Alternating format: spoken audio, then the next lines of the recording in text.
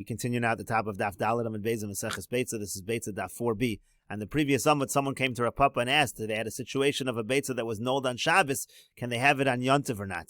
And so Rav Papa said, I can't answer you today because I've already had the meal today. I'm not allowed to issue a halachic ruling when I'm drunk. Instead, come back to me tomorrow. So he came back tomorrow, and Rav Papa said, Echo hashta ishdaloi. Rashi over here says, Echo hashta. Im horesu lach esmol b'shachrusi. What that means, had I given you a ruling yesterday when I was drunk, so ishdaloi, shachachti v'shagakti, I would have made a mistake. I would have forgotten the right ruling. V'hayisi mora boheter. I would have told you that the egg was mutter. Mishum dekaimal and b'shar duchti Rav Rabbi Yochanan halachik Rabbi Yochanan, because we do generally hold that when you have a machlokas Rav and Rabbi Yochanan, in this case Rabbi Yochanan was lenient, the halach is usually like Rabbi Yochanan. Achsha, but now yafed dechisicha was smart. It was good that I pushed you off ad hayom until today miniskarti, because now I remembered that in this particular case the halacha does not follow the general rules. That's what he says again. Ishtallah, I would have made a mistake. V'amri loch, I would have said to you, Rav Rabbi Yochanan halachik Rabbi Yochanan. When you have a machlokas Rav and Rabbi Yochanan, the halacha is like Rabbi Yochanan, and I would have incorrectly said that it was mutter. But ha'amar Rava, but Rava says hilchas hakavasei derav b'hanitzlos, that it happens to be in these three cases, one of them being our case, the halacha is actually like Rav, bein lekula, bein lechumra. Whether Rav went lekula, whether Rav went lechumra. Rashi over here says hilchas hakavasei derav b'hanitzlos sha'amar le'inyan Beitzah. There are three halachas that Rav had regarding Beitzah, zumi Shabbos v'yomtiv. Number one was the case of from Shabbos to Yontiv. That's exactly our case over here. You have a case of Shabbos, Liyontiv, Rav was Machmir. Ulekame, later on, there's another case, B'shnei Yomim Tovim Shel Goyis. There's a machlokas. What about when you have 2 days of Yontiv outside of Eretz Yisrael? Nechlak Lahakil. Over there, in that case, Rav happened to be lenient. V'hashalishi, in the third case, B'shnei Yomim Tovim Shel Rosh Hashanah. So let's say you have 2 days of Yontiv of Rosh Hashanah, Nechlak Lahachmir. There, Rav happens to be Machmir. Point is, the halach is like Rav in all three of these cases. And the Gemara continues, Amar Rabbi Yochanan says, Eitzim shenashrum in hadekel b'Shabbos. Let's say you have wood that broke off, that came off from a tree on Shabbos. Asur la'asikon b'yontiv. You're not allowed to use that as firewood. On Yontiv, let's say Yontiv falls out on Sunday, the very next day. V'al teshiveni Beitzah. Rabbi Yochanan says, don't ask me from the case of the egg. We said that if you have a situation of an egg that's born, let's say, on Shabbos, it's mutter on Yontiv. So how come over here by the wood we're more machmir? My time, and what's the reason why Beitzah is different? Beitzah mishum deviyoma nami chazi legoma. When it comes to the case of the egg, so on that day itself, meaning on Shabbos itself, it was theoretically fit to be eaten. V'lo kashari lo ad l'machar. Yet we're not permitting it until the next day. So made the idea the basiyom masru. Everyone's going to understand the halacha properly. That on the day that it's born, it's a problem, and the next day it's going to be mutter. No one's going to get confused. But when it comes to the case of wood, there you couldn't have burned the wood anyway on Shabbos because it's usher to burn a fire on Shabbos. So ishari lulamachar, if we're going to permit you to use the wood the next day on Yontiv, people are going to get confused and they're going to think that on that day it's also sharu, it's also permitted. They're going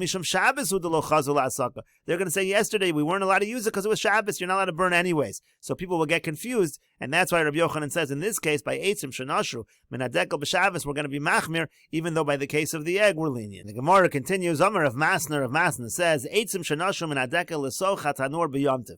Let's say you have a case that the wood, it broke off of the tree, went right into the oven on Yontiv. Again, it's a problem of muksa, you're not allowed to use this wood. So what can you do? What you can do is throw more wood in that was prepared for this purpose, that's not muksa, and then you're basically going to have bittul, and you can light all of the wood. So the Gemara says, 1 second, but when you're moving around the wood in this oven, aren't you moving around something that's muksa? Isn't that a problem? So the Gemara says, no, since most of the wood in this oven is mutter, we assume that what you're moving is actually mutter. In other words, we apply bittul barov.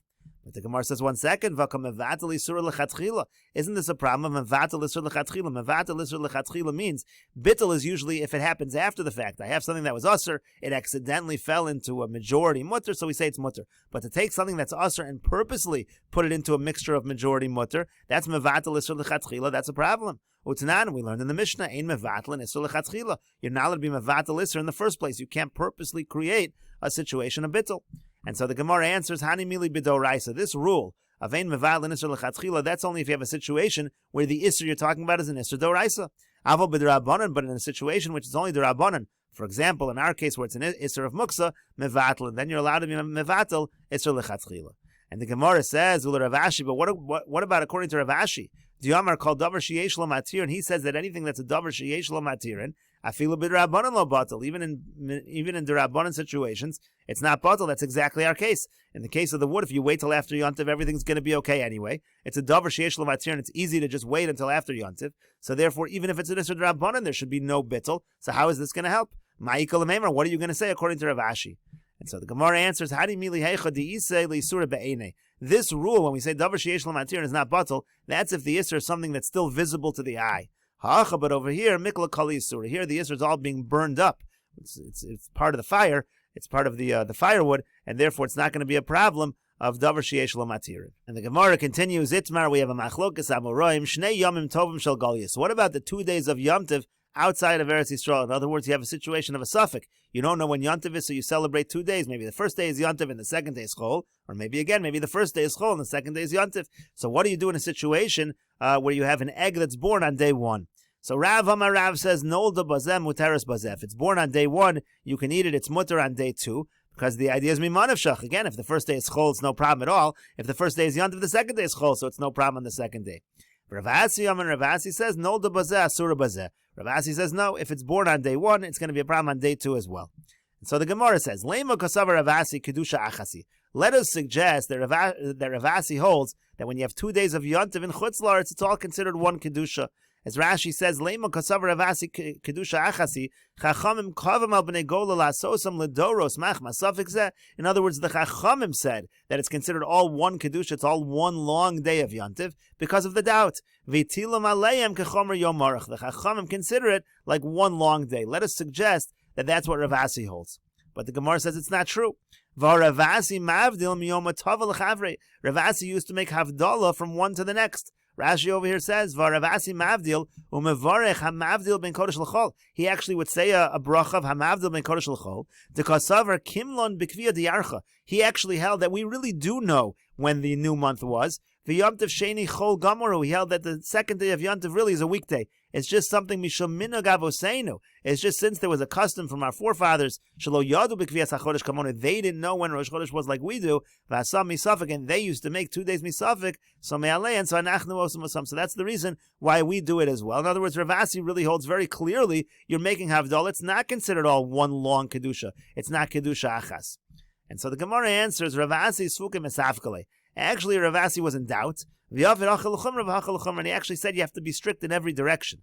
Rashi over here says, Sfuki mesafkole. Imchak chacham mushehutal alagolis odoros va'afilu yarbim chacham yodoitim yuosem osam shnayim. One side of the doubt was maybe this is something from the chachamim. Even if you know exactly when Rosh Chodesh is, it's always going to be 2 days. Imkein hareu midivrei sofrim ki yom aruch. If that's the case, then it's all considered like one long day. Oh, no, maybe not. Maybe what happened was it was just something they used to do out of suffix, but really one of them is a weekday when we know. And if that's the case, you really need to make havdalah if you know for sure that the first day was Yom Tov. So Rav Asi himself was really a suffix. So since Rav Asi was in doubt, that's why he also says, no the bazeh, asura bazeh. There's a possibility that it's one long kedusha, and therefore you have to be machmir. And the Gemara continues, Amar Rabbi Zera says, Kivase de Rav Asi mistabra. It makes sense to say like Rav Asi, meaning it makes sense to be machmir and say that the egg that's born on one day should be usher on the other day. We should consider it all one long kedusha. Why is that mistabra? Because look at nowadays. Nowadays we know exactly when we have a calculation, we have a calendar, we know when Rosh Chodesh is. And still we make 2 days of Yom Tov. Why do we make 2 days of Yom Tov? It must be that the Chachamim say, even if you don't have a doubt, it's considered one long kedusha. It's a minig, and we continue the minig based on the takon of the Chachamim. Amar Abaye says, Kivasi de Rav mistabra. Abaye says, no, on the contrary, it makes more sense like Rav, that the only reason we did 2 days was because there was a genuine suffix, but there's no takana from the Chachamim that you must do 2 days. The Tanat, as we learned in the Mishnah, Barishono hayu masiyin masuos. It says originally they used to light bonfires. That's how they would let people know when it was Rosh Chodesh. However, mishakilkalu hakusim, but then the kusim, they became corrupt and they started to cause confusion in terms of when it was Rosh Chodesh using these bonfires. So hiskinu shu shluchin yotzim. So they had a new takana. They said instead what we're going to have is we'll have messengers go out, let people know when it's Rosh Chodesh, and if they're able to reach there on time before the Yontiv, people will know when Yontiv is. And so based on this Mishnah, the Gemara says, V'ilu batlu kusim. Let's say the kusim were not around to mess things up. Let's say we were still able to light the bonfires in order to let people know. So then Avdinan Chad Yuma, we would go back to the original, and we would go back to the original, and we would say it's 1 day of Yom Tov. It's only because the kusim messed things up. We can't do the fires. And also, let's say you have a situation where the shluchim are able to get there on time. So all of those places where shluchim reach and tell them when Rosh Chodesh was, they just make 1 day of Yom Tov. They don't make 2 days. So therefore, you see from this Mishnah, it's only in a situation of genuine suffix that you make 2 days. But if you have a situation where there's no suffix, it would just be 1 day. That seems like what Rav is saying. But the Gemara continues, but if that's the case, nowadays when we do know when Rosh Chodesh is, so my time of Dinan Treyumay, why do we make 2 days? In other words, if you just said that the whole reason for 2 days is because of a genuine suffix, nowadays there is no suffix, so why do we make 2 days? So that the Gemara explains as follows. Mishum deshalchu mitam, because they sent a message from over there, meaning they sent a message from Eretz Yisrael, Hizaru b'minhag avosechem b'yadechem. Be careful and continue the minhag of your forefathers in Chutz La'aretz, continue to make 2 days.